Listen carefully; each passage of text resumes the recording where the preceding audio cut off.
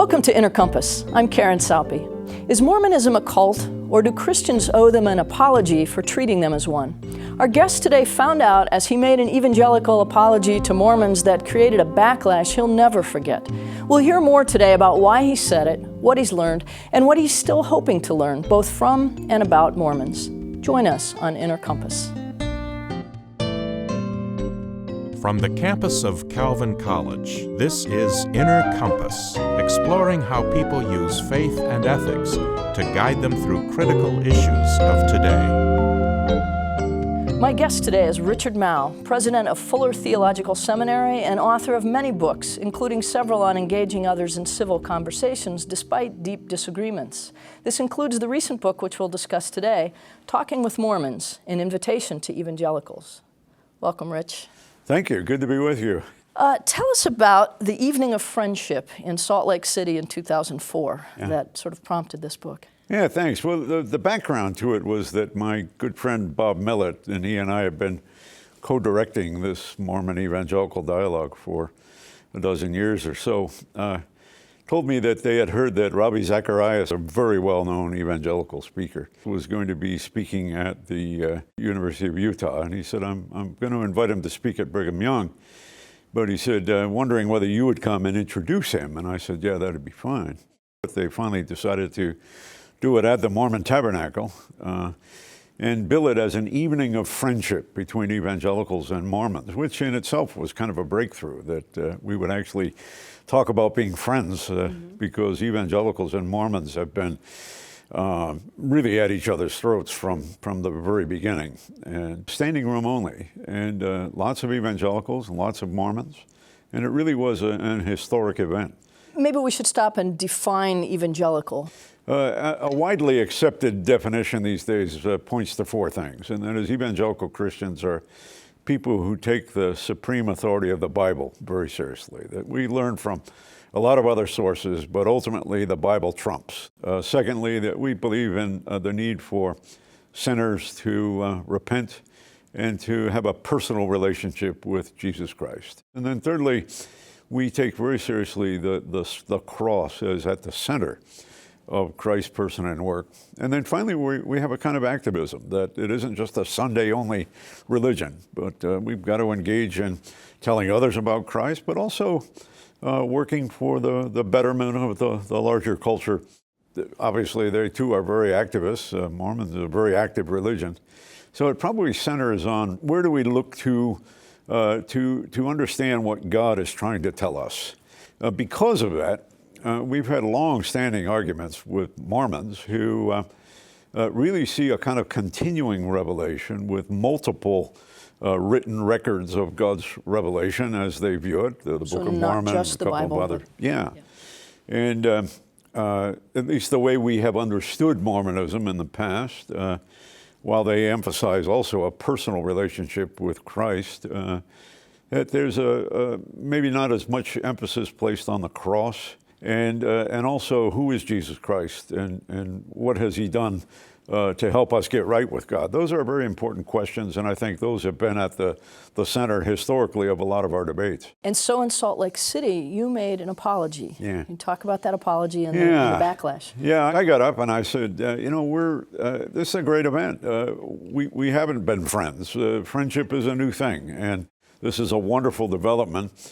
And I want to say as an evangelical that I want to apologize to my Mormon friends because we've often told you what you believe rather than ask you what you believe. Mm-hmm. And that's been a very important part of our dialogues. Ravi Zacharias was asked to speak for an hour. The only stipulation was don't bash Mormons, but do it in a positive way. He did a wonderful job. And I only had 7 minutes. But it turned out the next morning that the wire services, the story was Evangelical Seminary presidents apologizes to Mormons, and it kind of overshadowed things a bit, not that evening, but in the aftermath. The general reaction was from a lot of evangelicals, who are you to apologize? And many of them very hostile toward Mormons. These are people who are deceivers. They're involved in a cult, a false religion. And here you are getting up there and apologizing on behalf of of all evangelicals, which obviously I don't pretend to be able to do, but I wanted to say I recognize the ways in which we as evangelicals have borne false witness against our neighbors. And you stand by that apology. I stand by it, yeah. And you at that moment kind of got a taste of the heat that Mormons experience regularly, right? Yeah. I mean, I'm the president of a very large and prestigious institution, and so I can't really see myself as a martyr or suffering horrible things. But, you know, Mormonism has been a persecuted religion for a good part of its history. And it was kind of nice to be able to identify with them in that way. You've been involved in these dialogues and developed friendships with Mormon scholars and leaders over time. How did that begin? Back in the late 90s, InterVarsity Press published a wonderful book. And it was co-authored by an evangelical scholar, Craig Blomberg, a New Testament professor at Denver Seminary, and a Mormon scholar, Stephen Robinson, who taught at Brigham Young University. And they'd been talking together for a couple of years, and they decided to publish the kind of a record of their talks. And so it was a dialogue book, and it was a wonderful title, How Wide the Divide? A Mormon and an Evangelical in Dialogue. And I happened to review that for the journal Books and Culture, and got a call from Craig Blomberg, who had been the evangelical co-author. And he said, you know, we'd like to expand this, but I don't really have any institutional authority. Would you be willing on behalf of Fuller Seminary to co-sponsor it with Brigham Young University? And the end of the story was that Bob Mellett from Brigham Young and I became the co-directors of this dialogue, usually about 10 people from each camp. And we've been meeting many times over 12 years. And it's been a very productive time. And what do you talk about? Well, at the beginning, we asked each other, what would you like us to read? And so we read a very fine book by Bob Mellett on Mormon teaching. And as evangelicals, we decided on a wonderful book by a great evangelical writer, John Stott from England. We got together then, we have read the books, and when we asked our Mormon friends, what did you think of the John Stott book? They said, we really liked that book. And we were surprised because we didn't think that they would agree with a lot of our stuff. And that really got us going. What we haven't talked about is we didn't want to get into, you know, how did the Book of Mormon come into being, and was Joseph Smith a genuine prophet of God, and all of that. We didn't want to get into the origins of the Book of Mormon, but rather to get at what a lot of us think of as the basic worldview questions, and that is, who are we? And so what does it currently mean to be a Mormon or to be an evangelical? Right. How does that play out? How do we get right with God? And how do we find out about how to get right with God? And those are important questions to Mormons, very important questions to those of us who hold to historic Christianity. And we've had some wonderful discussions, and I think a few breakthroughs on important points. Why do you think such a project is so rare? Well, you know, interfaith dialogue or a friendly conversation with people with whom we disagree can go in one of two directions. It can be a relativism. Well, you've got your views, I got mine, we agree to disagree, and we don't really care about which is the truth. Or on the other hand, we're so convinced that we're right and the other group is totally wrong, that the only way to talk is really angry denunciation. And what we've tried to do is to find that middle place where we can really respect each other, where we come into it knowing that we need to listen to the others in order genuinely to understand. We don't tell people what they believe, we ask them what they believe. And once that becomes clear, then we can talk about why we disagree on things. And we can also look for common ground. And I think looking for common ground is a very important thing in our culture where there's so much diversity and so much divisiveness. Is that, do you think, the part that might be threatening to parties on both sides, that if we find common ground, I might be getting myself confused about what's distinctive. I might be dangerously slipping into the territory of something I don't. Yeah, and you know, I think we all realize that is a danger, that we do care about the truth. But, you know, one of the big things between Mormons and evangelicals is that we're both very evangelizing kind of people. And so we're often trying to get to the same group. I mean, a lot of missionaries, evangelical missionaries in places like Brazil, will go into an animist village, and they'll bring that village will become a Christian village, and then the Mormon missionaries come in and bring their second testament or their newer testament to them.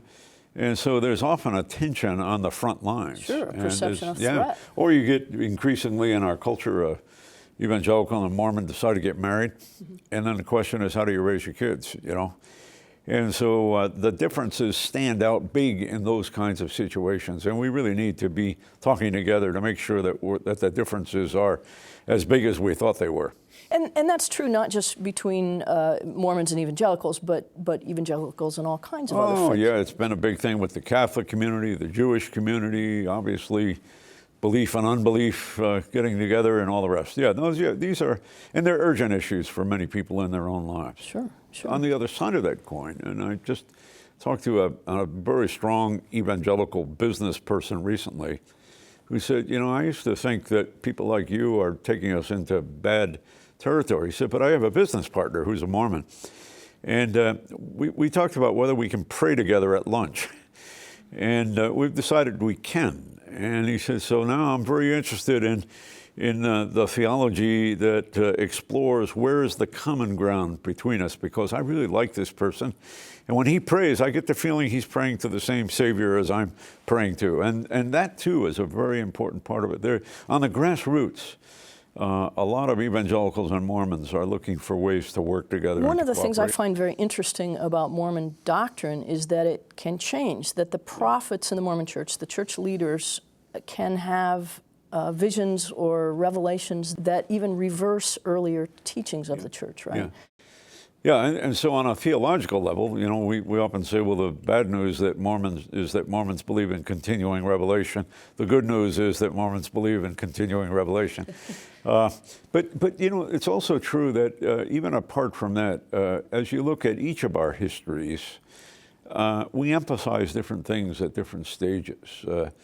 And so during the years when Mormons were often a persecuted people, marginalized in the larger structure of American life, there was a tendency to emphasize unique things. And so if evangelicals and Catholics talked a lot about the cross and wore crosses, and Mormons did not do it because they wanted to make sure that people knew that they were different than evangelicals. I see. The things that the broader public hears about the Mormon church are things like the idea of polygamy, which I know has been reversed, but it's part of their history.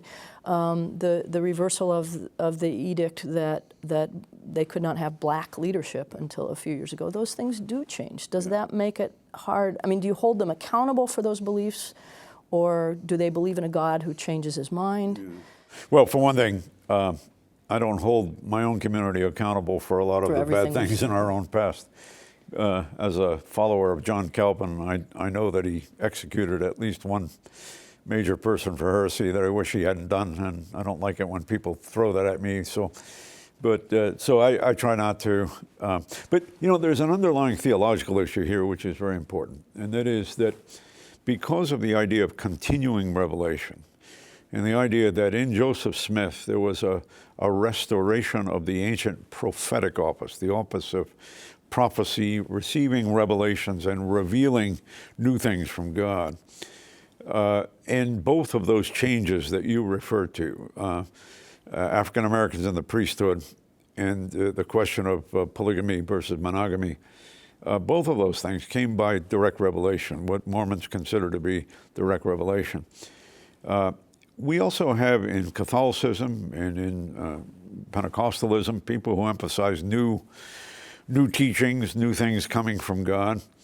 But in both Pentecostalism and Roman Catholicism, there's a strong emphasis on continuity with the past. It's got to be not so much a new idea that contradicts earlier ideas, but it's got to grow out of a kind of organic unity with what was taught before. And Mormonism hasn't had that strong sense of organic development. On one day, polygamy was a good thing, next day was a bad thing. One day African Americans were restricted, the next day they're not. And what happened was a revelation. But I think more and more we're seeing in Mormonism a realization that from their framework, that new revelations have to be tested by communal discernment, and they have to be shown to be continuous with the best of the traditions of the past and the teachings of the past. And so these days, there's a reaching out, and Mormons are eager not to become generic Christians, but to be understood by the larger Christian community as a people who really do care about becoming more Christ-like.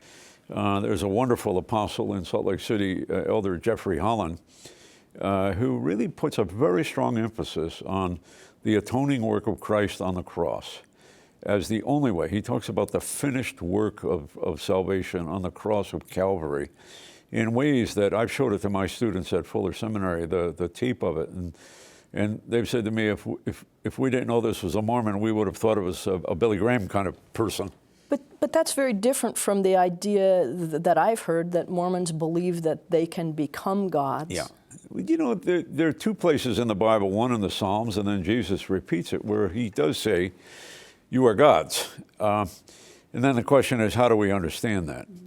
As a Calvinist, I believe we're created in God's image. We're created to show forth what it's like to be created in the image of God, and that Christ came in order to allow us to give us the capacity to become more like him. And my Mormon friends, when they talk these days about becoming gods, they like to quote that wonderful verse in 1 John that says, in the New Testament, that says, we are already the sons and daughters of God, but it does not yet appear what we shall be. But when he shall appear, we shall be like him. And so more and more we're hearing from our Mormon friends a very strong emphasis on we're not going to be our own gods and run our own planets and be worshiped. There's only one God who's worthy of worship. So is that a real shift in doctrine or simply a shift in interpretation of their original teachings? It all depends. I mean, you can find a lot of things in the Book of Mormon that sound very much like what I just described. There are also some other things that may go in a different direction. And I think what we're seeing these days is what my friend Bob Millet calls a refinement of Mormon theology, where certain kinds of things are being put at the center, and certain kinds of things that may have been said in the past are sort of on the shelf. And that doesn't mean that they're giving up on the uniqueness of Mormon teaching, but they're trying to clarify things in such a way that we are asked to consider the possibility that they really do think of themselves as sinners who need to be saved, and the only way to be saved, to get right with God, is through the atoning work of Jesus Christ. And that very much resonates with evangelical beliefs. But the important point, if I can just add, is they're not just saying this to us, they're saying it to each other. And so we can point to writings and sermons, the teachings of the contemporary apostles, that's what they're saying to their own constituencies, and that's an important point. Yeah, so you absolutely disagree with the idea that Mormons are saying one thing in public and a different thing in private. Yeah. And you've seen them really with their guard down. You've seen them debating with each other. And the Church of Latter-day Saints is a very young church. You've pointed out that in the early years of Christianity, things weren't quite sorted out and solid. No, they weren't, right. And it's a young church, but at the same time, and this is where I think this talk about cult and the like is just no longer very helpful, because when people hear the word cult, they think of Jonestown, they think of Scientology, they think of kind of weird brainwashing, and that's not what we're Right. The Mormonism has been described as a cult. Why do you say that it's not? Well, for one thing, it's a major religious movement, 14 million Mormons. And usually cults are a very small minority group on the edges, the margins of the culture. But I think partly it is what in the scholarly world we tend to think of Mormons as a new religious movement. Jan Ships, who is she's a Methodist, but one of the mainline Protestants who's become a very fine historian of Mormonism. Her argument is that Mormonism is to Christianity very similar to what Christianity is to Judaism. That is, there's continuity and discontinuity. Now, in the early days, Christianity was seen as a cult by the Jews. Right. And Jews no longer think of us as a cult or a sect. And I think we owe the same thing to our Mormon friends. You've said that listening respectfully and trying to understand Mormons is a matter of obedience to God. Yeah. Can you talk about that? Yeah. Well, you know, one of the 10 Commandments is that we shouldn't bear false witness against our neighbors. And an experience that I had that illustrates my concern about this was I went to hear a lecture by an evangelical telling what Mormonism is really all about. And, you know, he said some accurate things, but he also said a couple of clearly inaccurate things that my Mormon friends would say, that's not what we believe, and I believe them on that. And so I went up to the guy afterward, and I said to him, you know, thank you for the talk, but, you know, you have a couple things wrong, and I think you ought to rethink them. And he got very angry with me, and he said, you intellectuals, you know, you want to make all these fine distinctions. We don't have time for that. We're in a battle for the truth, and we've got to win. And the irony, of course... So intellect shouldn't be involved with understanding the truth? But the irony is that in order to fight for the truth, we've got to tell lies. We've got to bear false witness. I mean, there's something wrong about that. And if we really are a people who care about the truth, then we've got to make sure that we're not bearing false witness against our neighbors. And Mormonism is a good experiment for us to be working on truth-telling. You know, one of the big important rules of interfaith dialogue, or any kind of dialogue, is you don't put your best case against somebody else's worst case. Good point. Good point. And some of us may actually have to look at our own worst case as we're considering somebody else's best case. Mormons also have, and you've had friends tell you, they're sort of inexperienced with the terminology of theology, again, because it's a young church, so they're working through some things. Yeah. And Mormonism has never presented itself as a strong, coherent theological tradition.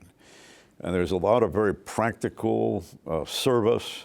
There are certain themes that get mentioned, but it has no professional theologians. Now, in recent years, and those of us who are evangelicals know what this is like, we've developed a scholarly community. Mormonism has developed a scholarly community, but as Bob Millett, my Mormon counterpart, said early on in our dialogue, we Mormons have been out of conversation with historic Christianity for a century and a half. We're not sure we're always using the right language to explain ourselves. And we need safe places in which we can try out formulations. And to me, that's just a wonderful thing to be a part of. It's been one of the high points of my own intellectual career to be involved in these kinds of dialogues. Is it useful to engage with a Mormon who knocks at my door and wants to discuss his faith, or are there better settings for those conversations? Well, I think there are better settings. One of the leaders of the LDS told me that not too many people get converted to Mormonism by the guys at the door on the bicycles, and increasingly by women at the door as well. But rather, typically when a person goes from Catholicism or an evangelical church to Mormonism, it's because of neighbors who have done wonderful things for them. In an illness, they'll bring casseroles. They'll show a genuine neighborly concern. And so the young men at the door, they have been trained to raise certain kinds of questions, but it's not usually a dialogue invitation. And so in my own case, what I do is just tell them that I appreciate what they're doing and that I'm very involved in the study of their movement. And but I really don't want to get into a discussion right there. What's your vision for the future? What do you hope will happen with the Church of Latter-day Saints? Well, I try not to think about, hoping that they'll change and become my kind of Christian. I would hope, as an evangelical Christian, my deepest concern is that people acknowledge that Jesus Christ alone is the Savior, that they're sinners, our lives have been messed up by our own rebellion against God, and that it's through Christ and the power of the Holy Spirit that we can come, and that our good works are responses to God's grace and not ways of earning salvation.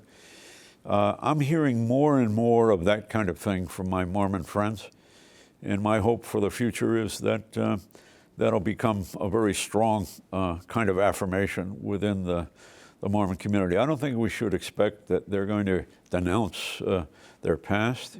They've suffered too much in that past, and we need to take that suffering seriously. Not many of us have known what it's like to have your leader, shot in a jail cell. We sat in the Carthage jail, Evangelicals and Mormons, where Joseph Smith was murdered, a very small room. And when I saw the tears of my Mormon friends as we prayed together in that room, I realized that this is a very important part of their sense of identity. But the important thing is to concentrate on who Jesus Christ is and why God sent him into the world. Thank you. My guest today has been Richard Mouw, president of Fuller Theological Seminary and author of Talking with Mormons, an Invitation to Evangelicals. I'm Karen Sauppi. Thank you for watching Inner Compass.